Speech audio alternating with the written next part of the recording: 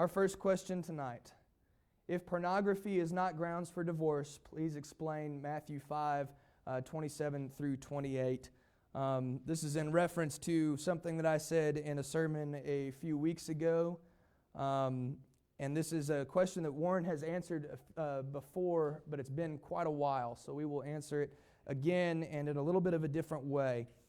Matthew chapter 19 and verse 9, Jesus told the Pharisees that were asking about reasons for divorce, "Whoever divorces his wife except for fornication and marries another commits adultery, and whoever marries her who is divorced commits adultery." If you're reading along, some of your translations will say something a little bit different. Some of your translations will say, "except for sexual immorality," instead of what I read, "except for fornication." Like I said, it's been a little while, but Warren did a really great lesson on the translation of this Greek word. The Greek word is porneia. And the main point that Warren made is that every single reputable Greek scholar agrees that the meaning of this word is actual, fully realized sexual intercourse. In that lesson, Warren read off the definition of the word porneia from a great many number of sources, and there were many sources which he did not read from that would agree with that translation. And so I'm going to spend my time in a little bit of a different, approaching this from a little bit of a different angle, but I do want to refer anyone who has further questions on this topic back to Warren's lesson in the translation of that word, because if we properly define that word, then there is no room for any interpretation of Jesus' position on divorce other than that there is an exception for adultery, which is defined as actual sexual intercourse, fornication, with someone other than your spouse. And so unless you are willing to say that Jesus changed his position on divorce somewhere between Matthew 5 and Matthew 19, then whatever Jesus says in Matthew 5 has to reconcile with what Jesus said in Matthew 19. He's not going to contradict his own teaching. But let's look at what this text says. Matthew chapter 5 and beginning in verse 27. It says, "You have heard it said of old, 'You shall not commit adultery.' But what I say to you is whoever looks at a woman to lust for her has already committed adultery with her in his heart." And so some will say that looking at someone with lust is the exact same thing as adultery. And since that's what pornography is, then it must be grounds for divorce. So let's pretend for just a moment that all of those reputable Greek scholars are wrong about the translation of porneia in Matthew 19. And let's apply this Matthew 5 principle to divorce. Is Jesus saying in these verses that lust is the exact same thing as adultery? Let's look at some of the context that Caleb read for us a few moments ago. After the introduction to the Sermon on the Mount, Jesus says, beginning in verse 17, "Do not think that I came to destroy the law or the prophets. I did not come to destroy, but to fulfill. For assuredly I say to you, till heaven and earth pass away, one jot or tittle will by no means pass from the law, till it is all fulfilled. Whoever therefore breaks one of the least of these commandments and teaches men so, shall be called least in the kingdom of heaven. But whoever does and teaches them, he shall be called great in the kingdom of heaven. For I say unto you that unless your righteousness exceeds the righteousness of the scribes and the Pharisees, you will by no means enter the kingdom of heaven." As you continue to read on in the Sermon on the Mount, you see that the attitudes of the scribes and the Pharisees that Jesus is talking about was that they are willing to follow the letter of the law, but that's it. They wanted to do exactly how much the law required of them, but they did not allow the law to affect their character. How much can I get away with was kind of the attitude. I think the way that Caleb's translation read was that they wanted to relax the law.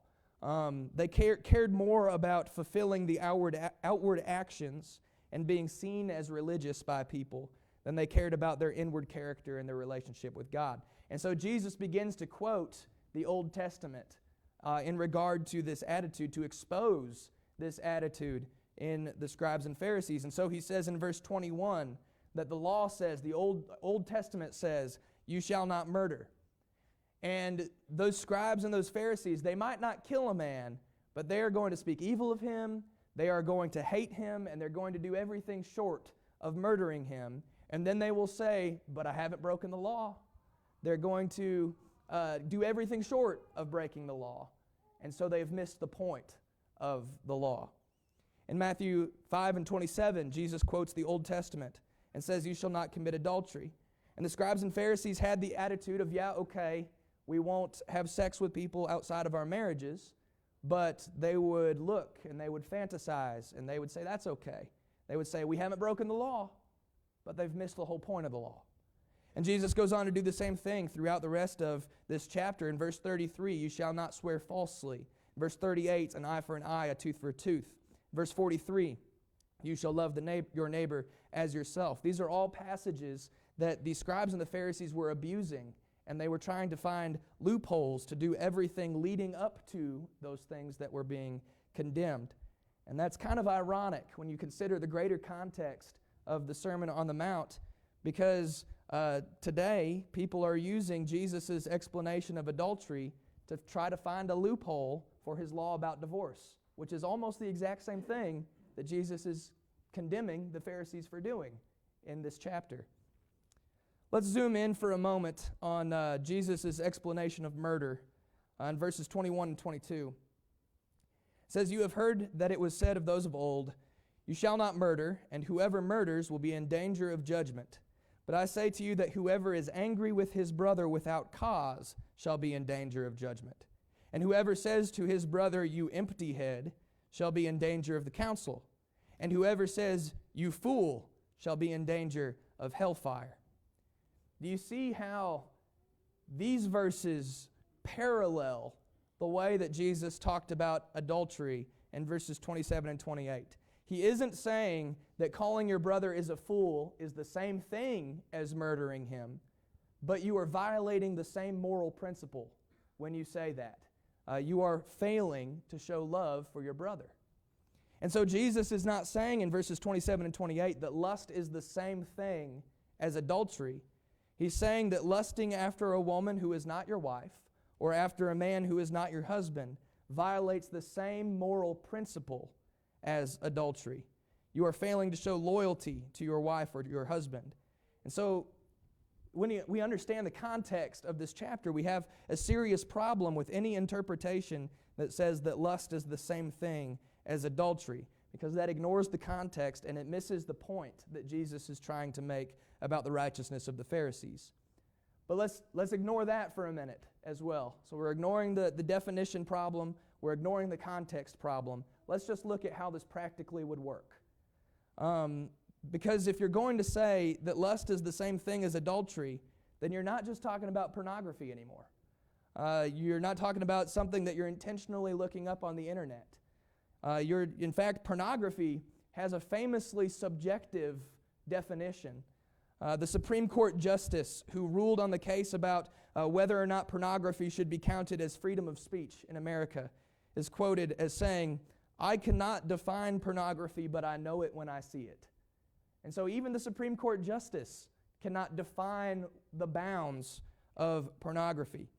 And so practically speaking, what this becomes in practice is divorce for any reason. If a husband leaves on the Super Bowl halftime show, which I would not recommend, a woman can accuse him of lust and divorce him.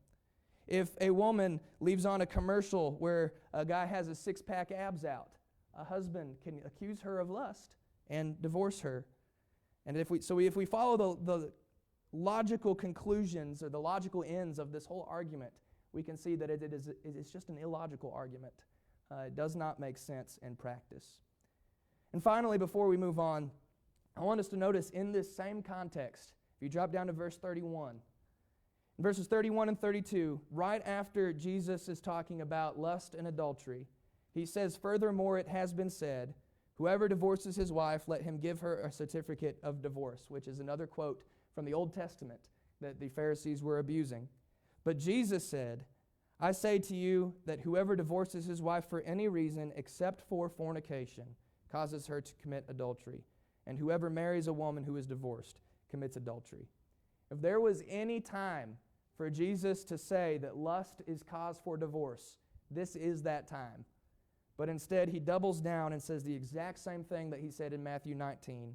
Fornication, porneia, actually fully realized sexual intercourse is what constitutes adultery and gives reason for divorce. The next question.